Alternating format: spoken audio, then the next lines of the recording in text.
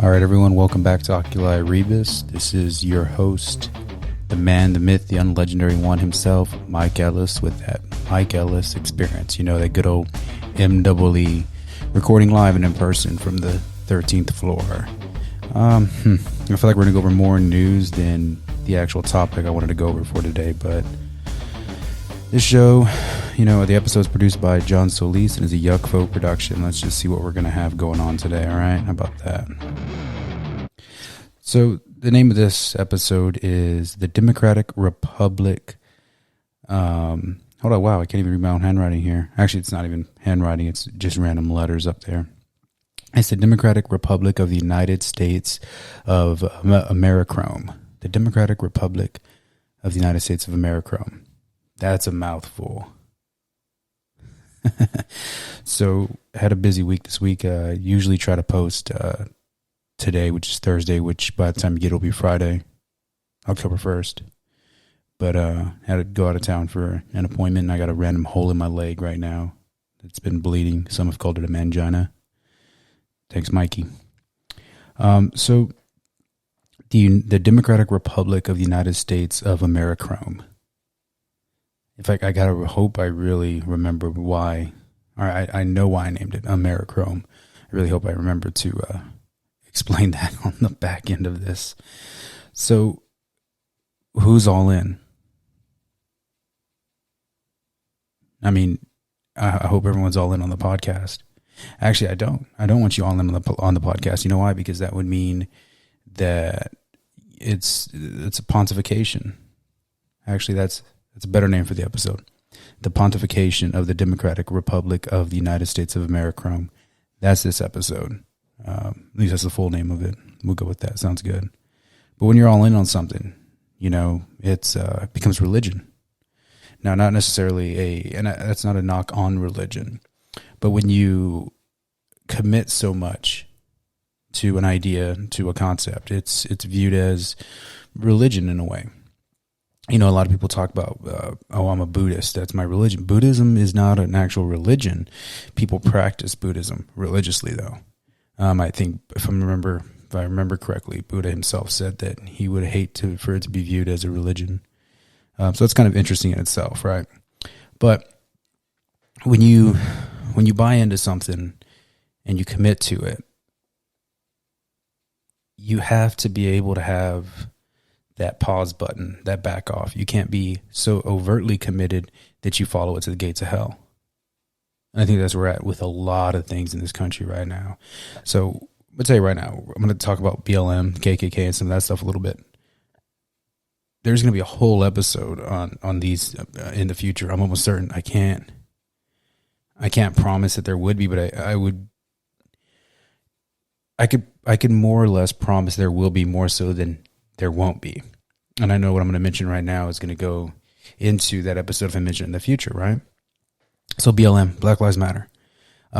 Nobody should be all in invested into BLM, the organization, except for the organization. Just like nobody should be all in on the KKK unless you're the organization. Now, it's kind of extreme, huh? But that's what we do here. It's aggressive thinking. So how dare I correlate the KKK to BLM?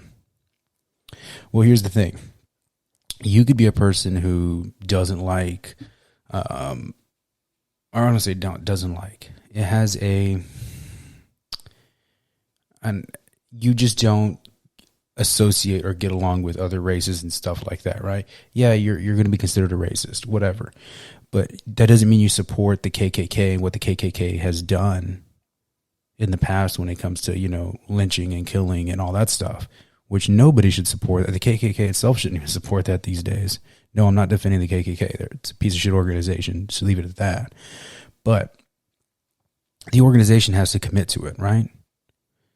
Just like BLM's organization has to commit to being BLM, being Black Lives Matter. So that's a great name. And we found out due to the last election, Actually, really the last 2 elections, election and a half, the big election and then the midterms. The BLM is a big fundraising thing dedicated its existence by people that have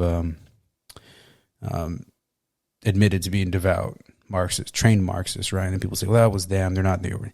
There's not a few months that goes by where you don't hear something bad about one of these high-ranking members, if you will. But what I'm trying to say is Black Lives Matter, right?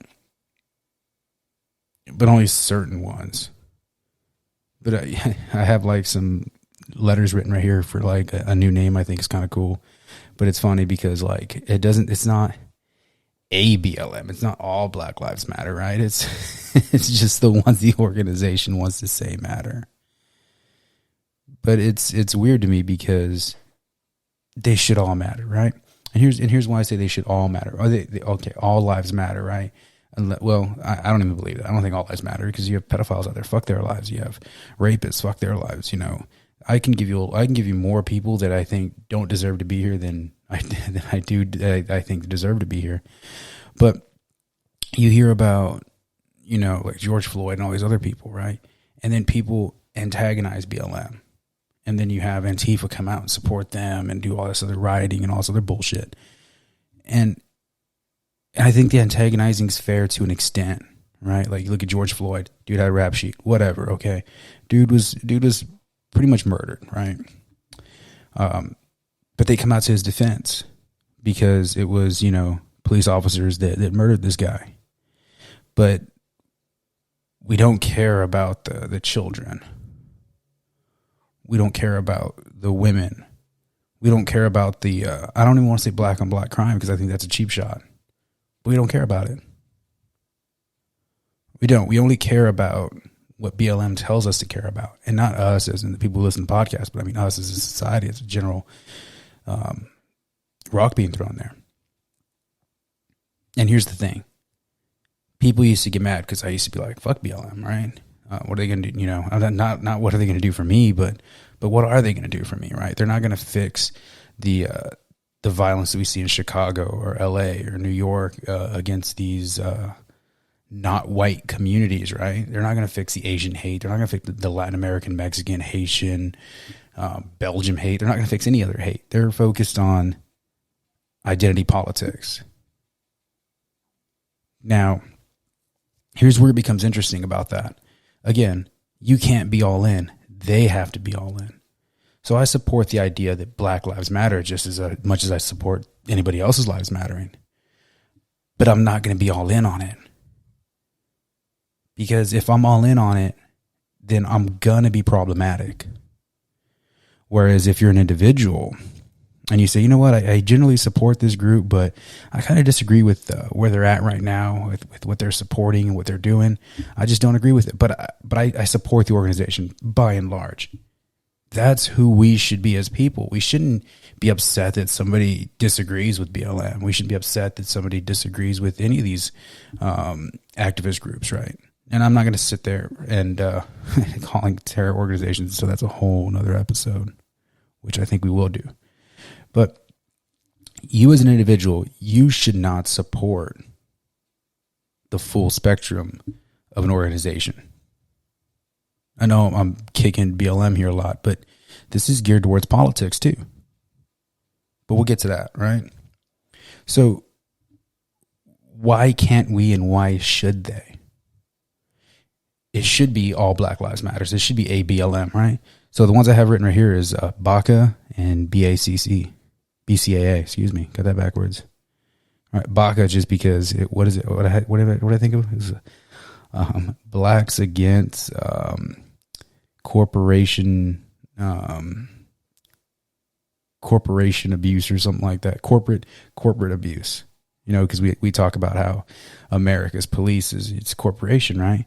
But then I'm like, BACA, that's like Japanese for like stupid or something. So we can't even do that, right? So then I was like, you know what, let's just go with BCAA. It's a free advertising, right? It's on every fucking health drink these days. Everyone wants their BCAAs. Now we have to do, it's B, lowercase a, CCA, right? So it's Blacks Against Corrupt Corporal Abuse. Shit, free advertising right there.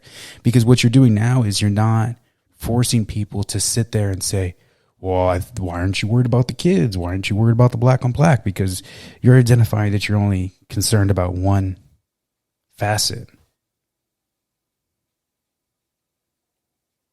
And when you're concerned about one facet, at least by name and by ID, or by identification, by ID, you can care about other ones. But when you say something like Black Lives Matters, but you don't give a fuck about the black cop who got killed, the organization loses people. And that's why the organization has to be all in for the organization. No questions asked.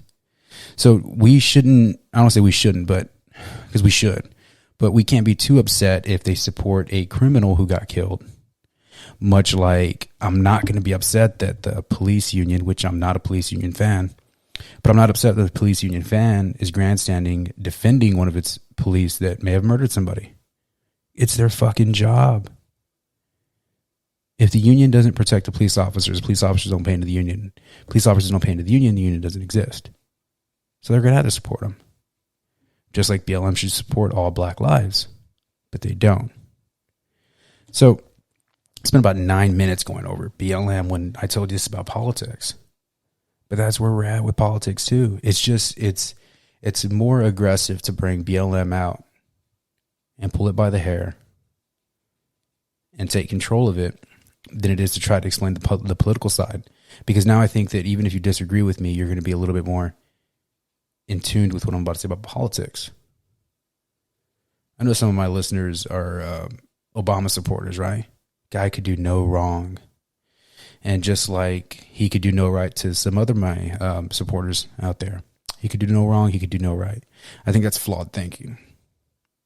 Now, I personally don't think, I was not a fan of Obama. I would have, well, I didn't vote for him, let me say that. I didn't like his policies. I didn't like a lot of things he did for this country.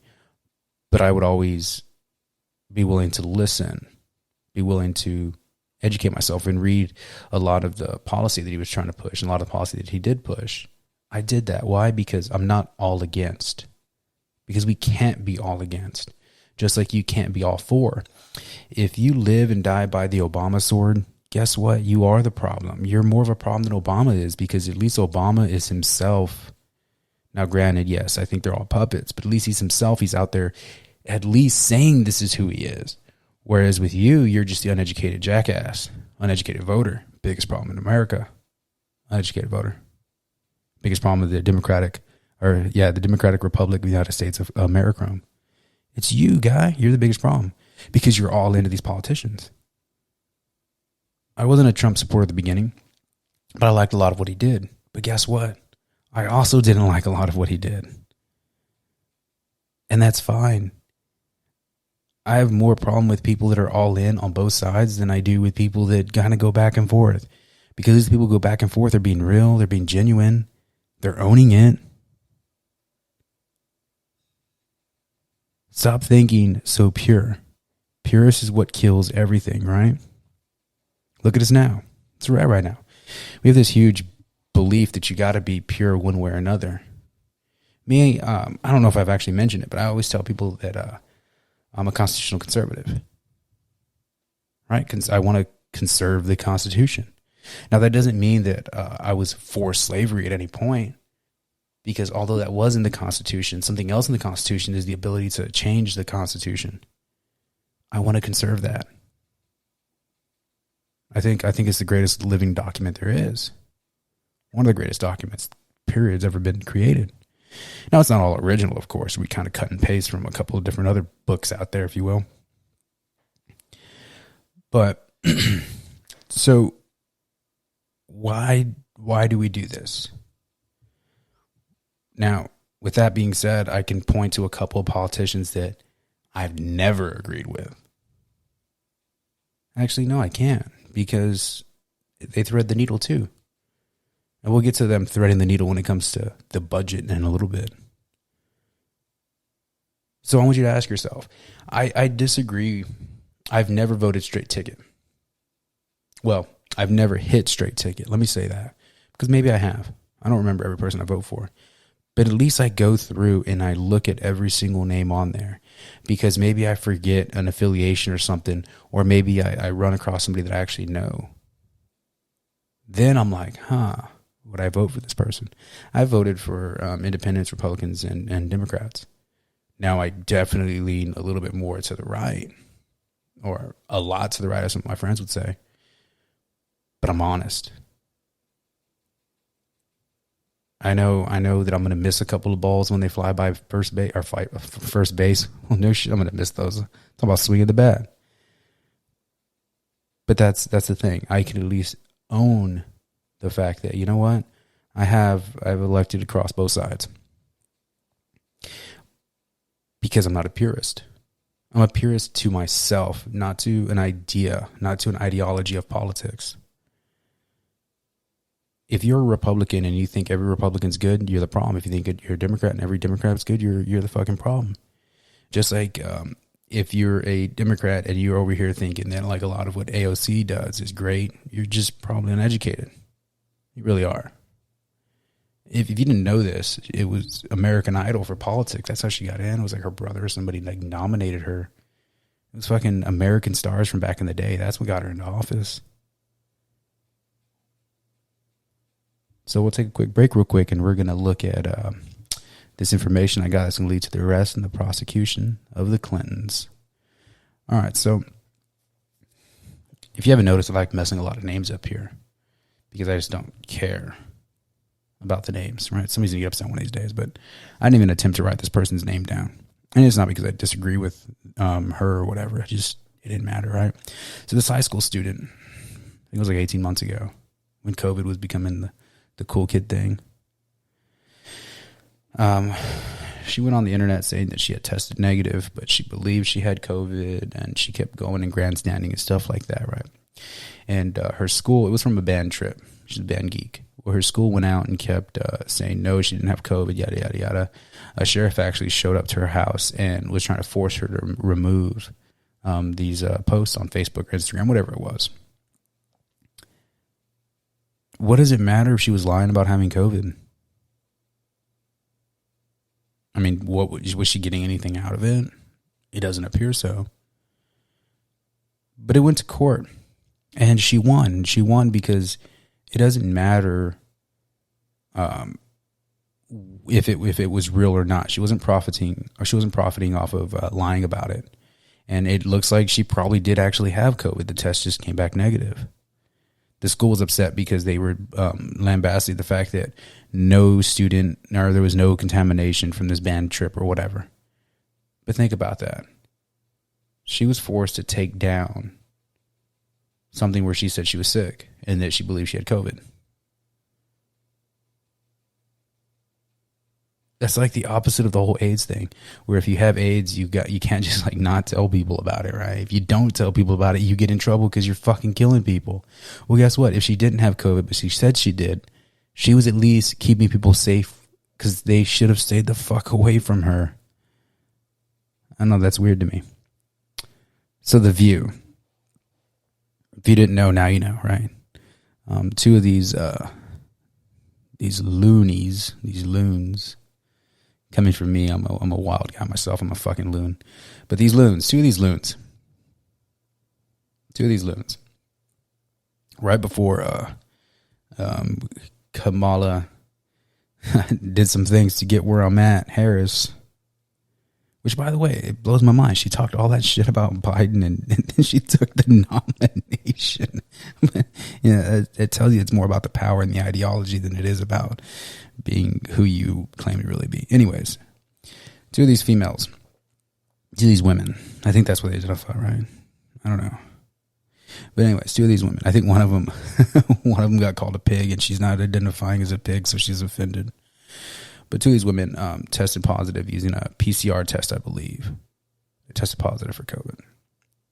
Now, what's funny is the people who created the PCR test said if you test it enough, you're going to get a false positive. So they pulled Kamala Harris back, and they had her in this like little dressing room kind of thing, and they tested, or they went on and did the show from there. They pulled the other two women off, and it was a whole shit show.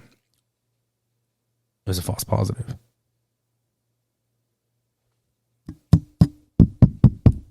it was a false positive.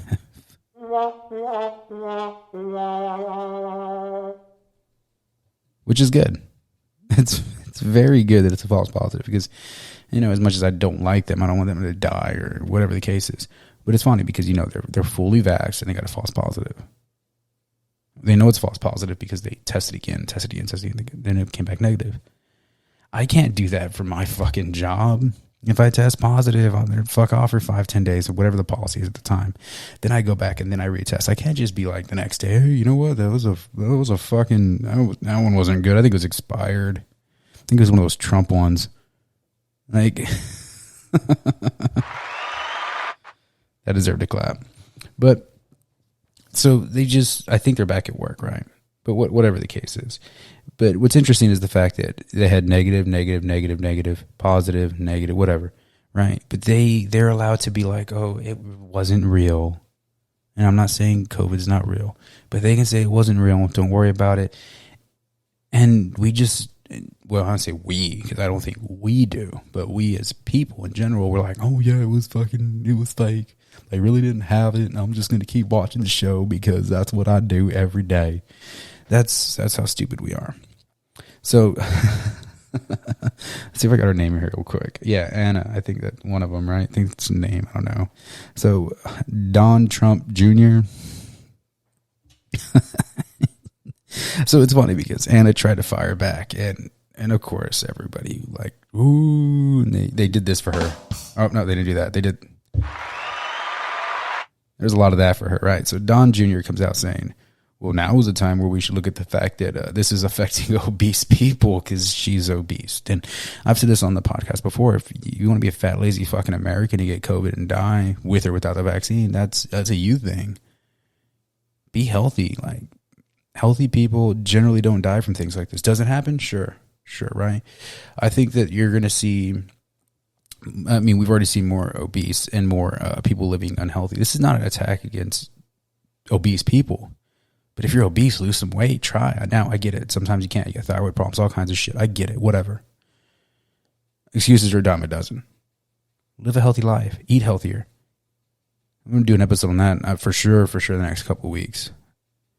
Because there's this big lie in the room about not being able to afford to eat healthy. Nonetheless. So she comes out and she's like, well, we should have had that conversation last year when your daddy was sick with COVID because he's fat. Yeah, except it was. And it was that because Donald Trump made that joke himself. He came out saying, oh, I shouldn't have survived. I mean, look at me. I'm overweight. I do not have the best diet. And he made that himself, right? So you kind of lost that. And I'm pretty sure y'all covered that. I don't watch The View. I catch it when I hear dumb things, or if I'm looking for something stupid that a lot of liberals say, I just look up The View and type in what I'm looking for, and sure enough, it comes up and it gives me what I need. All right, so last two stories are not to be outdone stories. So not to be outdone, Chris Cuomo, Andrew Cuomo's brother. You know, Andrew Cuomo, the ex-governor, the disgraced. He's not disgraced. He's the graced. He bowed out gracefully, right? And nothing's going to happen to him. And part of the reason that's going to happen to Andrew Cuomo is because it's going to be like, well, what would have happened? You would have kicked him out of office, yada, yada, yada. He's already out of office. Why waste the money? Waste the money and convict him of these allegations. Now, the investigation came back saying that he was sexually harassing people. So, yeah, like he's not convicted, but, you know, that shoe fits wear it, right? So his brother, Chris Cuomo, is accused of sexual harassment. Innocent until proven guilty, right? But he kind of admitted that he was guilty. Apparently, there's an email between him and this former coworker. I think it was an NBC, CNBC. I don't remember. One of those corrupt places, right? Excuse me. Where he admitted that what he did was wrong and he apologized for it. So why is this coming out now versus when she did back then? I don't know. But yeah, there's no real investigation going on right now, and she's upset, saying that he should be I can't even say the I can't say it right now. Repent. What the fuck does that mean? WT fuck. What does that mean? he shouldn't just repent. Like, there needs to be some kind of accountability, right? We did this whole Brett Kavanaugh thing where everyone's like, accountability. Now it's like, whatever. It's just Chris Cuomo. He's just on CNN. He's like the number one guy at CNN. He's not that important. Just brush it under the carpet. Under the carpet that he may have been trying to get in on this girl. Who knows? Yeah, that one was in poor taste, I know. I'm using a lot of those little buttons today. They're fun. All right, so once again, not to be outdone. Columbus, Georgia. Skip Henderson, the mayor. You remember back when New York was having all this? I think LA did it too, but I know New York did. We got to close businesses early, COVID, yada, yada, yada. Everyone's like, oh, so COVID's got a fucking bedtime, so let's just be night people, right? Not to be outdone. This year, Halloween falls on a Sunday, I believe. So Skip Henderson's worried about COVID.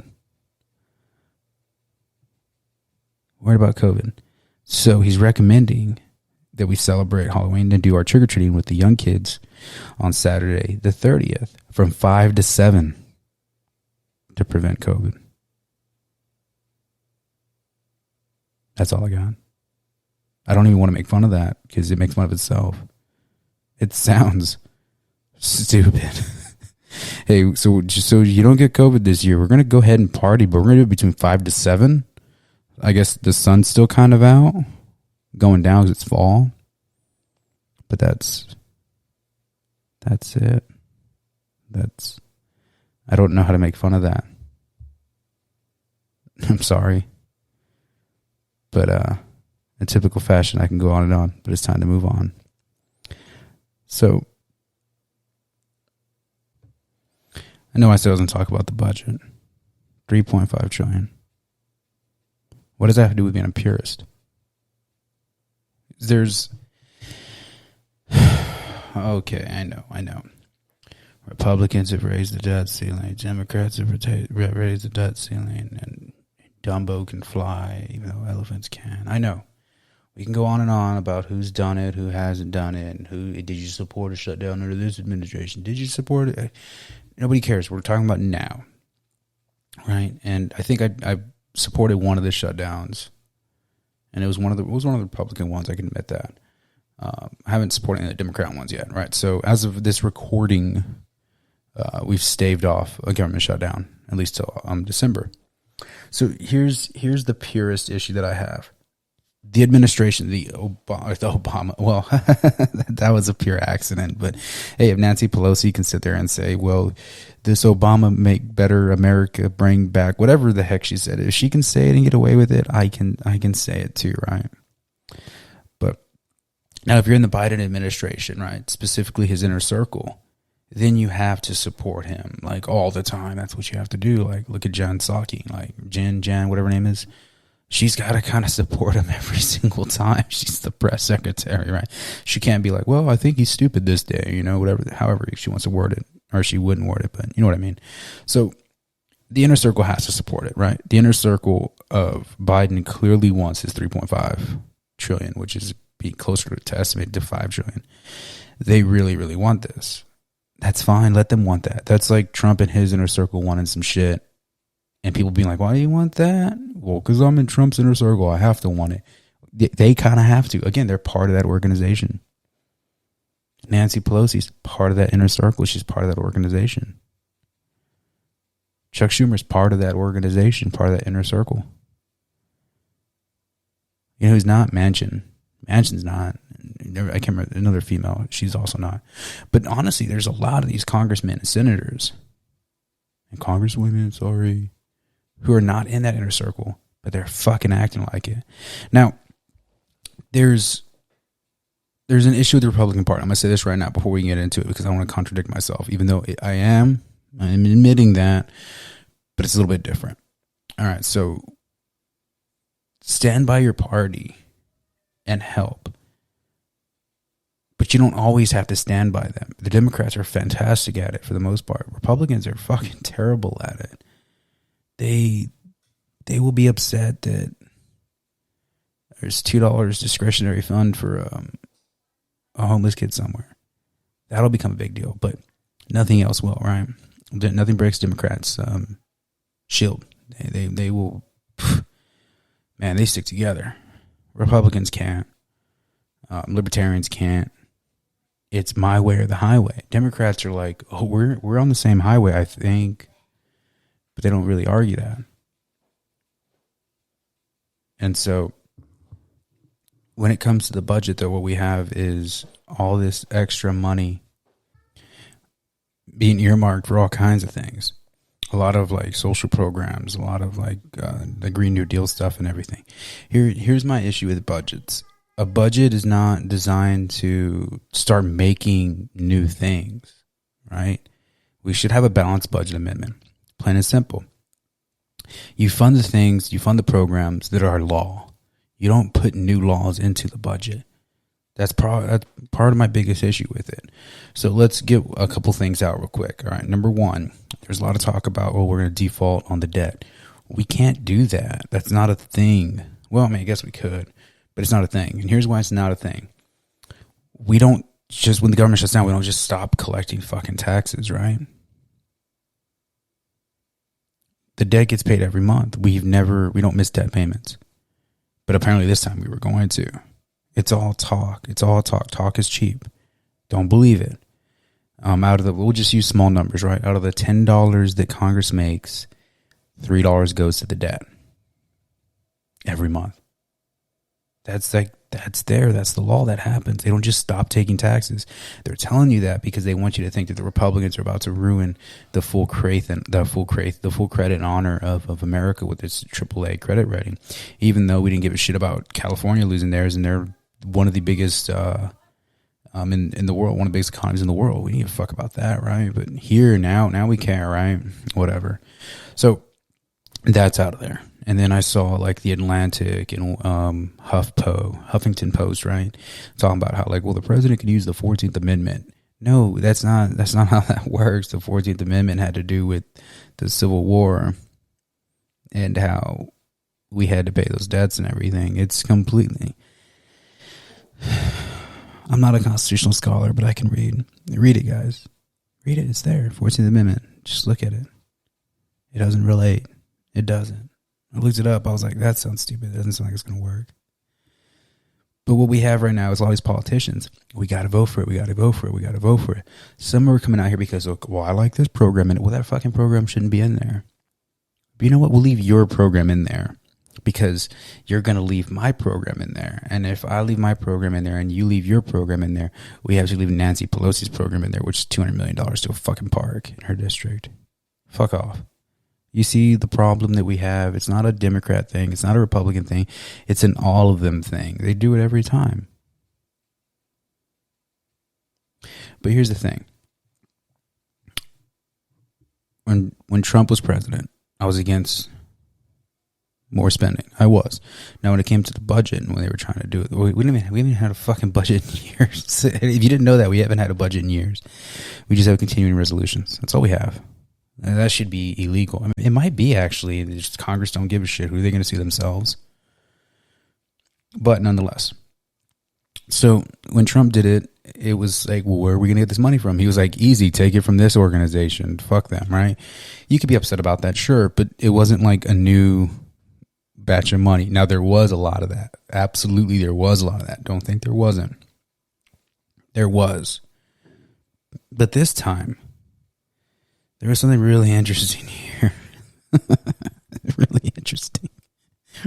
They keep going around and saying that this $3.5 trillion bill is not going to incur any new debt. Two things. If it's not going to incur any new debt, then why do we have to raise the debt ceiling? I get it, because the money's not there to start it right now, right? Whatever. But you don't have to just make everything turn switch overnight then, if that's the case. Now, the reason they're raising the debt ceiling is because they know it's going to cost money. The the Joint Committee with Republicans and Democrats that looks over all this stuff, they said, yeah, it's going to cost money. We just don't know how much yet. It's going to cost money. Like it's not there. It doesn't exist. Even if we tax all those people that Biden wants to tax and his administration, there's not enough money there to pay it. It's just not. But hold them accountable. Oh, there's going to be no new, like, it's not going to add to the debt, right? Then why are we going to raise the debt ceiling? If it doesn't add to the debt, then don't raise the debt ceiling. It's either paid for or it's not. It's pretty simple. But I digress. Let's go back to my initial thought. You purists out there need to stop supporting everything he puts in fucking front of you. Stop. Pass a budget that takes care of the bills that we have to pay. If you want a special program, a new social thing, or whatever the case is, make that its own legislation.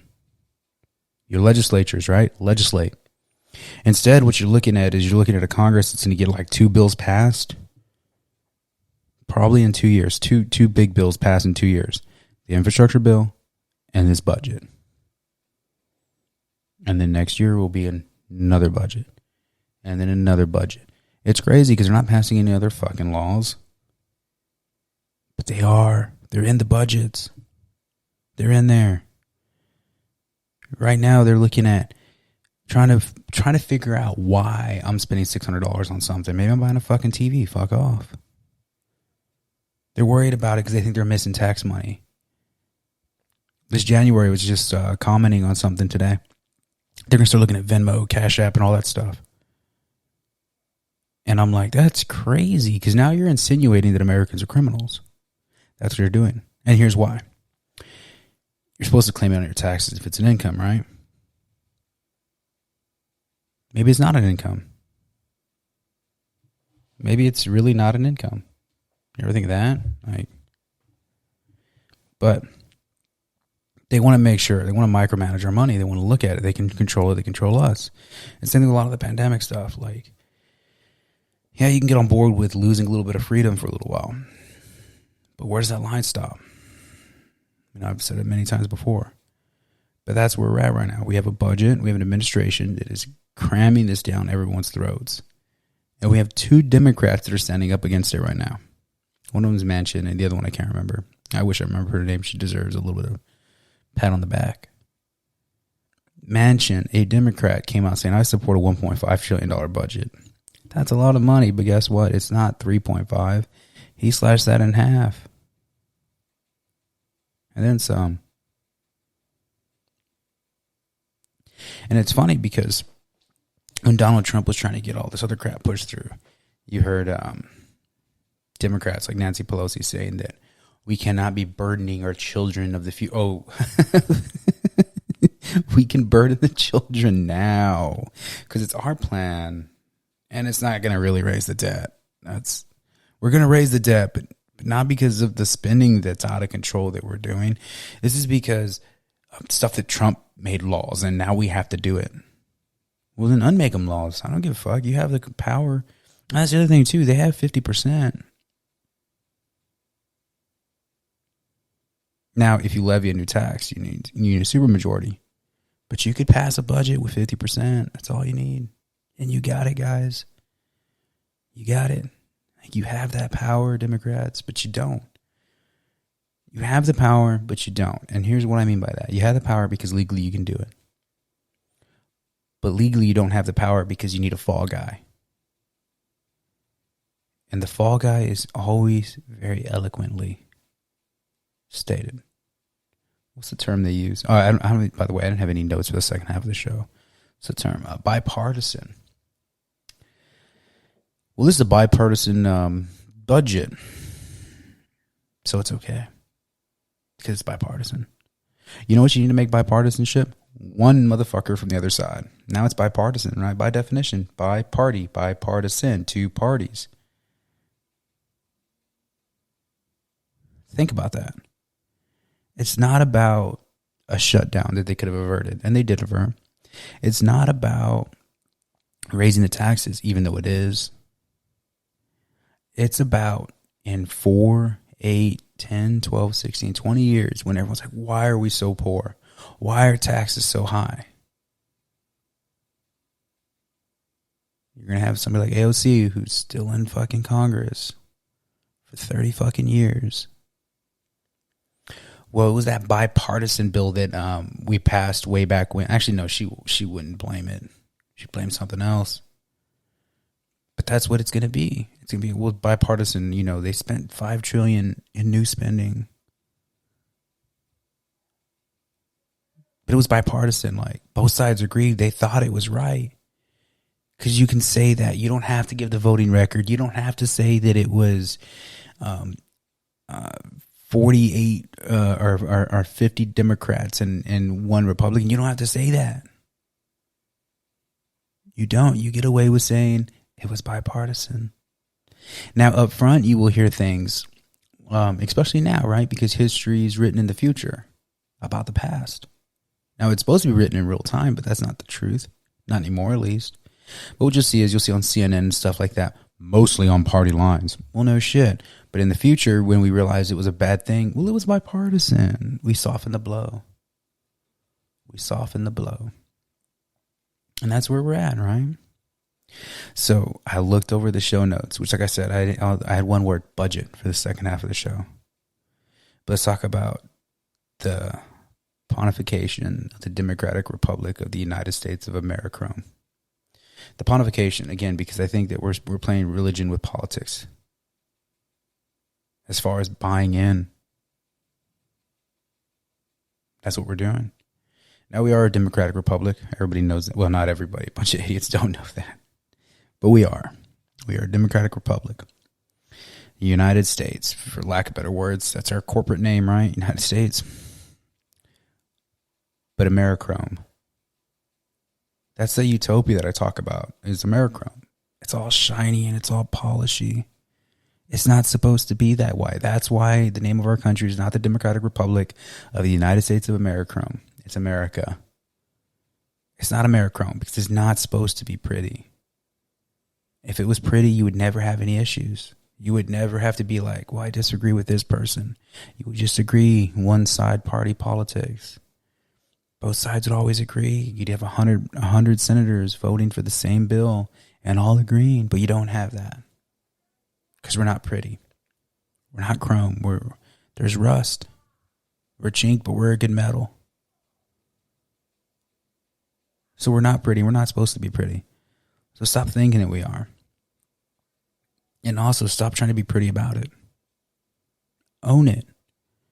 Educate yourself, people. Look at the bills. Look at the budget and say, well, why are we spending money on that? Because if you don't, no one will. Write your congressman, write your senator, email them, call them, flood the phones. I don't care.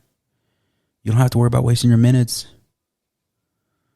It's not the early 2000s anymore. You have unlimited. Hell, you have unlimited data. You can send them eggplant emojis.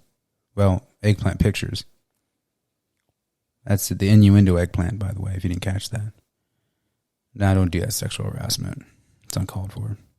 But you could. It doesn't cost you anything but your jail time. So yeah, America, America's America. It's not Americhrome. It's not supposed to be pretty. We're banged up. We just keep putting new hubcaps on the tire. That's all we do. Put a new hubcap on. But the hubcap does the same thing. It just masks like the dirty nature of this country. And a lot of that dirty nature has to go with the language that we use. It's bipartisan. Well, we're going to go upon party lines right now. My party lines. And in typical fashion, I can go on and on. But actually, no, I can't go on and on. Not yet, at least. No, that'd be very wrong of me. So YouTube, right? Facebook, Instagram, Rumble. I made a Getter. I think I've only made one post there. It's busy. It's hard work. You guys got to step in on this. But get all your friends out there. Start having them like, share, and tweet some of the stuff. Now, with that being said, like if they don't like it, they don't have to like it. But they should like it, like thumbs up kind of like it. So come on, everyone, get on the Instagram at oculi_rebus, Twitter at oarebus, Facebook oculi rebus Mike Ellis, and all that stuff. So now, typical Fanish, and I can go on and on, but it's time to move on. Mike Ellis out.